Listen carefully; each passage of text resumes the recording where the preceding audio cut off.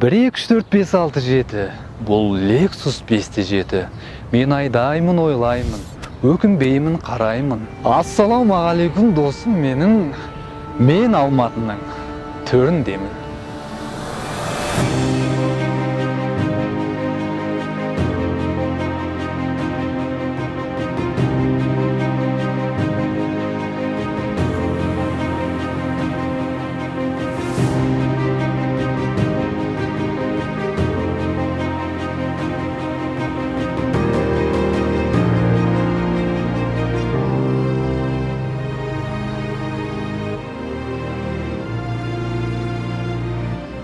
$42 миллион теңгеге Алматы шаһарының орталығынан 2 бөлмелі 2 пәтер алып, соны жалға берсеңіздер болады.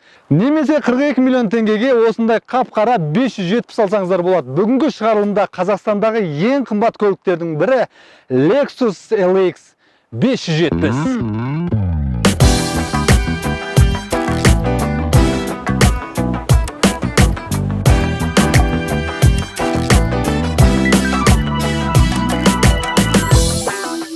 Сонымен достар, 42 миллион теңге беріп, сіз бұл машинадан не аласыздар? Қарағыланған тұманға қарсы шамдар, және де Африкада қатты күйіп піскен радиатордың осындай решеткалары, осындай қараңғыланған LED бар шамдар, және де хроммен қапталған ескі ұстағышы бар.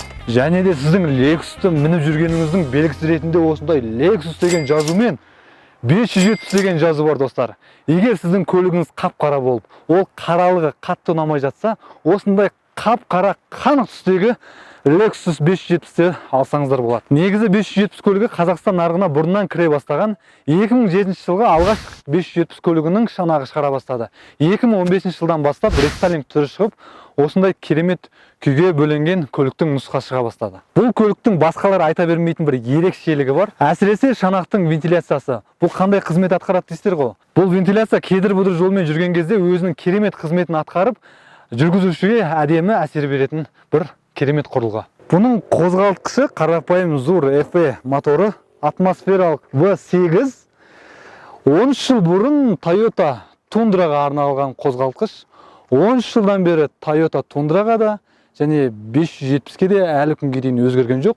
Өзгергені тек қана қорабы. 2007 жылдары бұның қорабы 6 адым деді. Қазір жаңартылып, бұл қорабы 8 адымды болып өзгертілген. Ал бұл көліктің көлемі 5T7, 367 аттың күші бар. Ал егер сіздерге азық ететін болса, тағы 33 аттың күшін тағы да қосымша жүктеп алсаңыздар болады.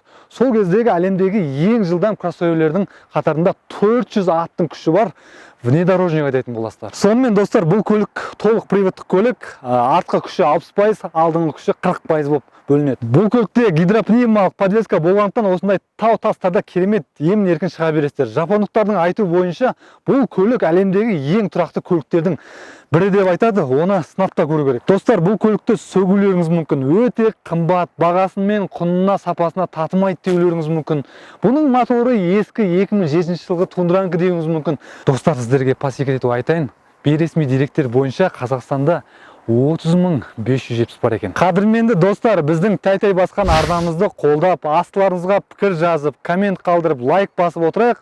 Сіздер пікір қалдырып, лайк басып атқан кезде мен бұл көліктің бағы туралы сіздерге мәлімет бере кетейін. Бұл Lexus алдыңғы Lexusқа қараған кезде сыйымдылығы артып, аз 140 литр сиятындай бакты орналастырған екен. 140 литрді 20 000 теңгеге қойдырып, 700 километр жүретін боласыздар. Өндірушілердің айтуы бойынша бұл көлік полный бакта 1000 километр жүреді деп айтады, бірақ шындық бәрінен қымбат 700 километр жүреді екен.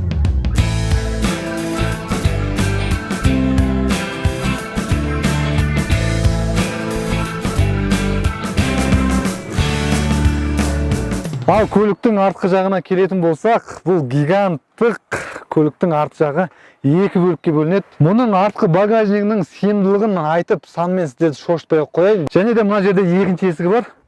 Ол аздық ететін болса, сонымен артында мынандай отырып алып, кейде жатып демалып алсаңыздар да болады. Және де адамдардың сыйымдылығы аз десеңіздер, артында тағы 3-ші қатардағы орындықтар бар.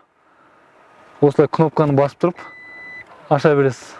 Сіз бауда болсаңыз да, тауда болсаңыз да, телефоныңыздың қуаты бітіп қалса, немесе басқа бір техниканың қуаты бітіп қалса, осында 220 вольттық қуаттағыш жер бар екен.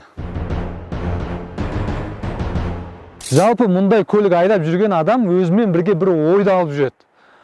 Мұндай адам өзінің негізі қаланған, үйі бар, 20 жылдық ипотекасы жоқ, ешқандай өзіне комфортты қалайтын, өзін сыйлайтын, өзін жақсы көретін адамдардың қатарына жатады. Себебі бұл көлікті екінің бірінің қол жете бермейді.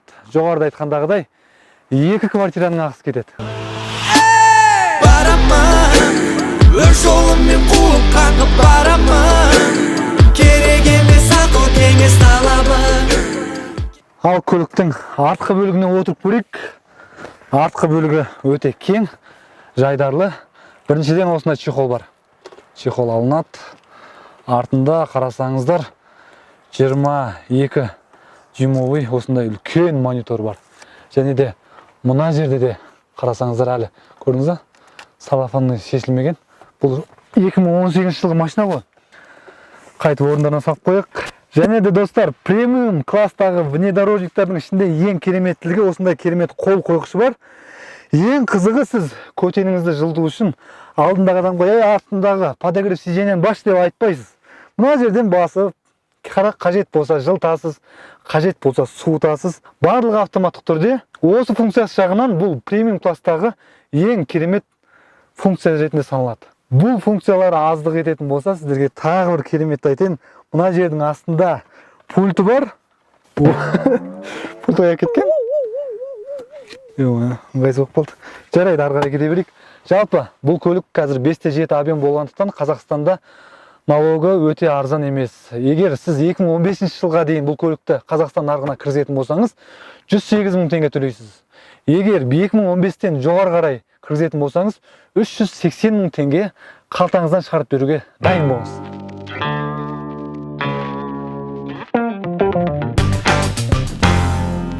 Звук бар ғой. Сонымен арттағы адамдардың көңіл көтеруі аяқталды. Енді рульға отырайық. Бұл көлік әлемдегі ең комфортты көлік ретінде мойындалған. Маған қызық болып тұрған, сіздер Lexus 570 таңдармеңіздер, немесе Mercedes GLS таңдармеңіздер. Астында төменде бір батыл ұйымдастырайық. Мына көлікте отырып, мына таусылмайтын тетіктерді көріп, маған еріксіз бір самолеттің бір приборында отырған сияқты бір сезім пайда болды. Ал көліктің функциясына оралатын болсақ, мына жерде қол қойғыштың астында гигантты тоңазытқыш бар. Мына жерде көліктің мүмкіншілік блогы құрылған. Мына жерде гидропневмалық тетігін ауыстыратын болсақ, көлік кез келген уақытта компьютері анықтап, оны сіз қандай жолмен жүретін болсаңыз да, сол жерге байланысты көлік өзі ыңғайлы сезім тудыратын болады. Мына тетіктер арқылы сіз ішкі дөңгелектерді тоқтата отырып, ыңғайсыз радиустардан мысалы бұрыла аласыз. Бұл көлік нағыз жол талғамайтын көлік болғандықтан, мұнда көптеген мүмкіндіктер бар. Мына мониторын айтатын болсақ, 23 дюймовый монитор, және де ең қызығы мына жерде отырған пульт арқылы басқарып, алдыға, артқа шығып басқарып отырсаңыз болады. Меніңше өте қолайлы және инновациялық бір мүмкіндік деп ойлаймын. Төмен қабатында CD карта қосып, навигация қоссаңыз болады. Және де достар, бұл машинада Mark Clearance деген система бар, өте керемет. Бұл көлікте 19 динамика бар, сол себепті музыкалық дауысы өте жарқын шығады десе болады. Ал достар, енді біз машинаны оталдырып, машинаның жүрегін ғана тексеруге ғана қалды. Керемет олғалдық, кет көрейік. Так, ендеше Lexus'ты біраз теуіп басып көрейік. Жалпы объемы 5-7 болғанмен, бұның орнынан қозғалған кездегі кішкене баяу қозғалады, ал кейін жақсы жылдамдық алып алғаннан кейін жақсы басып жүруге болады. Пневма подвескасы бар, жалпы ходовкасы өте тамаша көліктердің бірі ғой.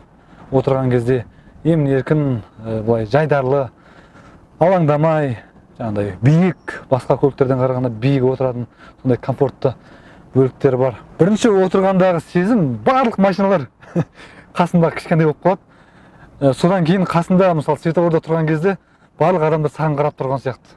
Сондай бір сезім бар.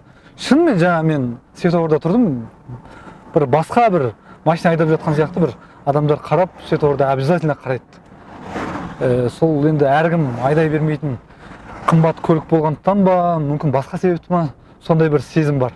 Бұл айтқан кезде ортаңызда сіз ортаңыздың бір центр вниманиясы сияқты боласыз. Бұл көлік сізге статус беретін сияқты. Жалпы бензин жағынан айтатын болсақ, негізгі өндірушілер айтады, бұны 100 километрге 16-17 литр бензин жейді деп айтады, бірақ біздің тексерісіміз бойынша қалада 21-22, трассада, жолда 17-18 литр жейді екен.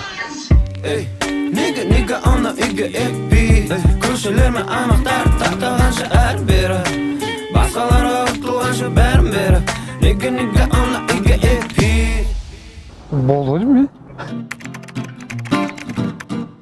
2, 3, 4, 5, 6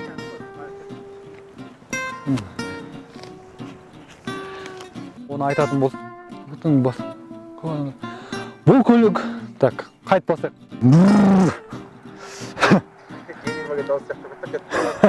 Бейресми деректер бойынша Қазақстанда 570 Блин Так, еще раз